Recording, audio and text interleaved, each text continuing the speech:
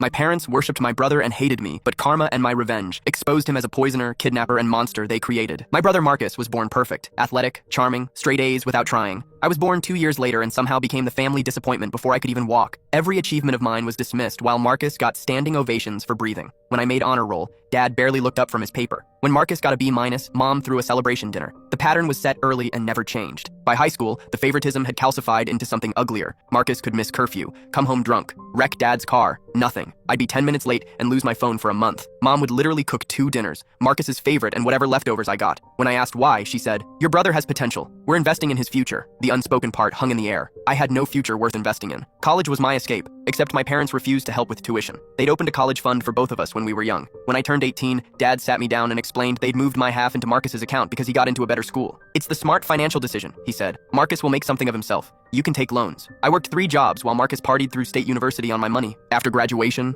things got worse. Marcus moved back home rent-free while finishing his master's. I was living in a cramped studio across town, barely scraping by. Then Thanksgiving happened. The whole extended family was there, and after dinner, Marcus stood up to make an announcement. He'd gotten engaged to his girlfriend, Stephanie. Everyone cheered. Mom cried happy tears. Then Dad stood up and announced they were gifting Marcus and Stephanie the down payment for a house, $80,000. My college fund plus interest. I felt something crack inside me. I excused myself to the bathroom, and that's when I found it. Marcus's gym bag in the hallway, partially unzipped. Inside was a prescription bottle with someone else's name on it. Rohypnol, date rape drugs. My hands shook as I took a photo. I kept digging. There were 4 more bottles, all different names, all controlled substances. Under those, a burner phone. I pocketed the phone and went back to dinner like nothing happened. That night, I went through everything. Text messages about drug deals, photos of pills packaged for sale. Then I found the messages that made my blood run cold. Conversations about a girl named Emily who'd been at a party 6 months ago. Messages about how much Rohypnol to use, how to avoid cameras, coordinates to a storage unit. I drove to that storage unit at 3 a.m. The lock was cheap. Inside, I found Emily. She was alive, but barely. Dehydrated, malnourished, chained to a wall.